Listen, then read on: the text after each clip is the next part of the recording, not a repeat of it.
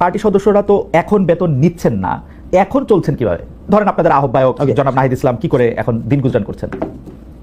NCP এখন নিবন্ধনের জন্য জমা দিয়েছে রাজনৈতিক দল হিসেবে। রাজনৈতিক দলের মানে এটা রাজনৈতিক দল তো ঘোষণা হয়েই গেছে, ইলেকশন করার জন্য একটু নিবন্ধিত হইতে হয়, সেই নিবন্ধনের জন্য জমা দিয়েছে, তার মানে অনেকখানি পথ পারও হয়েছে। আমার প্রশ্ন হচ্ছে, এনসিপি দলটাকে যারা নেতৃত্ব দিবেন বা সারাক্ষণ যারা সামনে থাকবেন, আমি যারা পদবিতে থাকবেন, তারা কি এনসিপি থেকে বেতন নেবেন?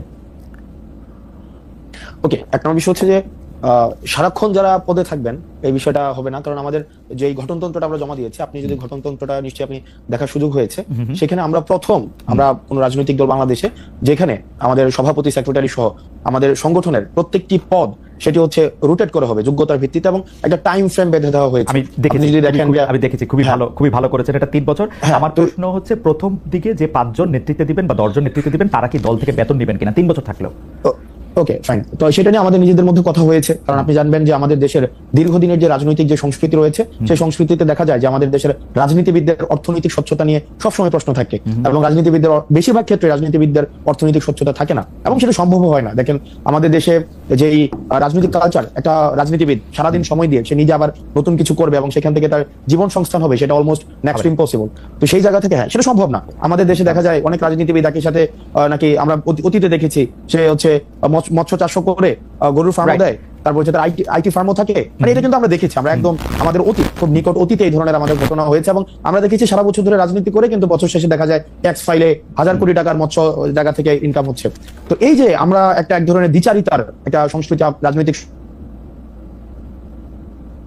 ছিল, কিন্তু আমরা ক্রাউড ফান্ডিং পলিসিতে আমরা গিয়েছি, এবং সেখানে আমরা একটা বিষয় নিয়ে আলোচনা চলছে বর্তমানে। আমরা আমাদের জায়গা থেকে প্রস্তাব দিয়েছি, যারা হচ্ছে একদম ফুল টাইম পলিটিক্স করছে, আপনার একটা পদ হোল্ড করে খুব স্বাভাবিকভাবেই অন্য কোনো পেশাতে ওই সময়টায় সময় দেওয়া এটা ডিফিকাল্ট। সেজন্য আমরা প্রস্তাব দিয়েছি যে যাতে করে এটাকে বেতনভুক্ত করা হয়, যেন ওই পার্টিকুলার সময়ে যিনি যে সময়টা উনি ওই পদে থাকবেন, যাতে করে অন্য কিছুতে যুক্ত হতে না হয়। ওকে, তো ফুল টাইম যারা পলিটিক্স করবেন তারা আসলে বেতনভুক্ত হবেন।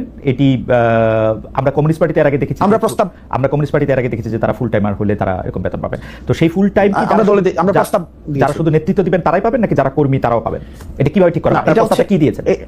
না, আমরা প্রস্তাবটা দিয়েছি যে আমাদের তো এটা শুধু এক লেয়ারের নেতা কর্মী থাকবে না, শুধু একটা পরিবারের নেতা কর্মী বা একটা শুধুমাত্র ওই যে পিক এন্ড চুজ, যে আমাদের দেশে যেটা হইতো যে নেতার পছন্দ যারা থাকবে তারাই হচ্ছে পদে যাবে, এটার কোনো সুযোগ নাই।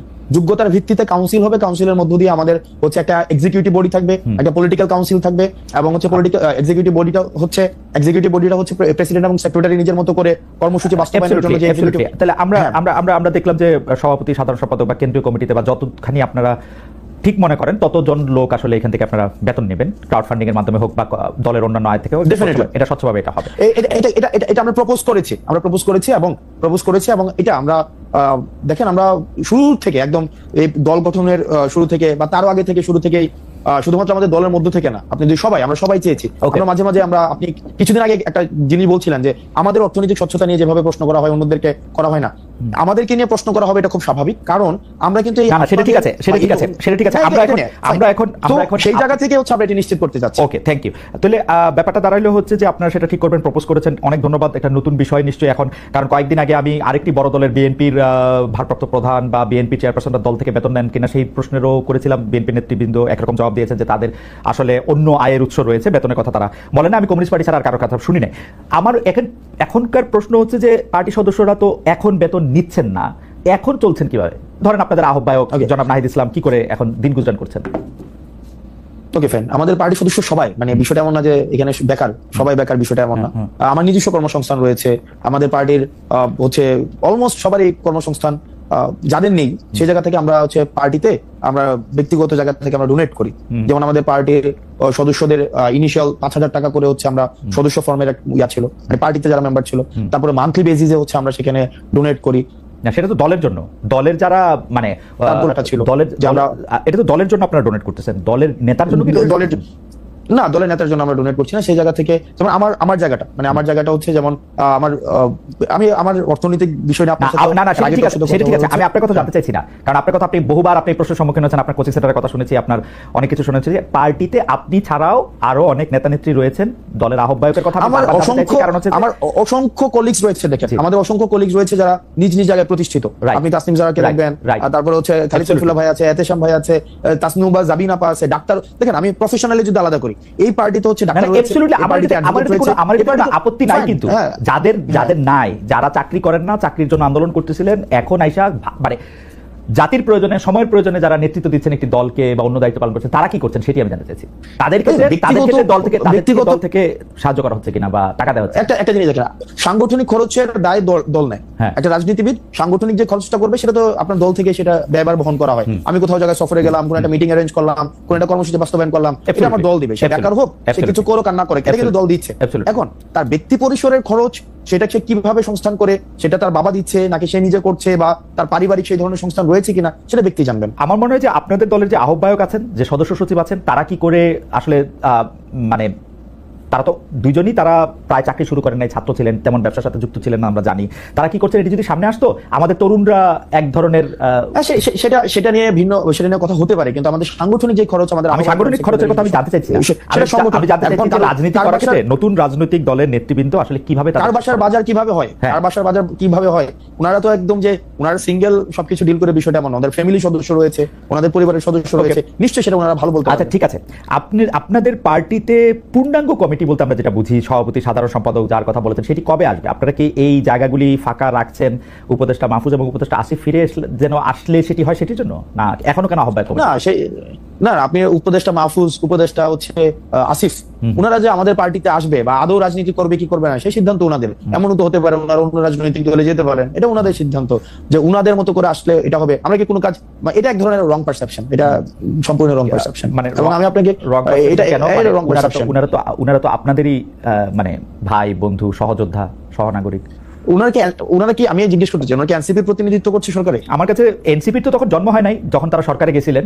আমার কাছে মনে হয় ওনাদের আমার কাছে মনে হয় ওনারা আর আপনারা একই লোক। কেমনে মনে হয়? কারণ সকল কথায় সকল আচরণে আপনারা সরকারকে ডিফেন্ড করেন, সরকারের যতটুকু অংশ দুই উপদেষ্টা, ছাত্র উপদেষ্টা আপনাদের আছেন, তাদেরকে ডিফেন্ড করেন, তারা আপনাদেরকে ডিফেন্ড করেন। আমরা কেমনে সরকারকে, না আমরা সরকারের যতটুকু, হ্যাঁ আপনারা সরকারের সমালোচনা করেন, না যতটুকু দেখেন, হ্যাঁ সরকারকে যতটুকু হচ্ছে উপদেষ্টা দুজনকে বাদ দিয়ে আপনারা সমালোচনা করেন সরকারকে। না, উপদেষ্টা দুজনকে বাদ দিয়ে কিভাবে? তারা ছাত্র, দেখেন বেশিরভাগ ক্ষেত্রে আমার, তারপর হচ্ছে দুইজন উপদেষ্টা বা আমাদের পার্টির আর দুইজন উপদেষ্টার কথা যদি কোনো ক্ষেত্রে মিলে, তো সেক্ষেত্রে খুব স্বাভাবিক না বিষয়টা, কারণ আমরা তো ছাত্র প্রতিনিধি হিসেবে ওনারা সেখানে গিয়েছিলেন। এখন মিলে যাওয়ার মানে আমরা দেখেন, আমরা তিনজন ছাত্র উপদেষ্টা পেয়েছিলাম, তিনজন ছাত্র উপদেষ্টা পেয়েছিলাম, একজন ছাত্র উপদেষ্টা সেই দলের আহ্বায়ক হয়েছেন, দুই ছাত্র উপদেষ্টা আলাদা রয়েছেন। এই দুই ছাত্র উপদেষ্টা যখন কোনো সরকারি কাজে সম্পৃক্ত হন, রাষ্ট্রীয় কোনো যখন সিদ্ধান্ত নেন, আমরা দেখা যায় এনসিপি একই সূত্রে কথা বলে।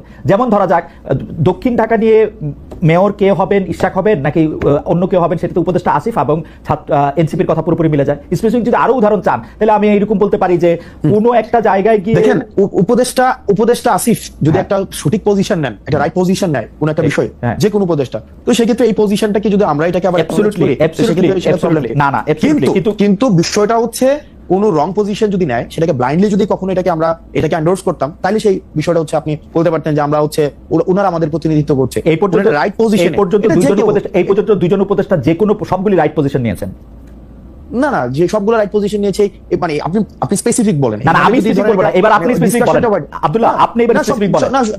না সবগুলো তো রাইট। এবার আপনি বলেন যে এবার আপনারা বলেন যে সবগুলো রাইট নাই তো। এইবার আপনারা বলেন যে এই উপদেষ্টাদের মধ্যে কোন কাজের আপনারা সমালোচনা করেছেন? এই দুই উপদেষ্টা দেখেন, এই দুই উপদেষ্টা দেখেন, আমরা শুরু থেকে বলছি, দেখেন এই দুই উপদেষ্টার কাজকে, এক নাম্বার হচ্ছে আমাদের যে মাহফুজ আব্দুল্লাহর কাজ হচ্ছে আমাদের এই যে মিডিয়া, তারপর হচ্ছে উনি তথ্য প্রযুক্তি মন্ত্রণালয় উনি দেখেন। আমরা কিন্তু বারবার বলে আসছি, যেমন মিডিয়া নিয়ে আমরা বারবার করে বলে আসছি যে দুইজন আমাদের ছিলেন, একজন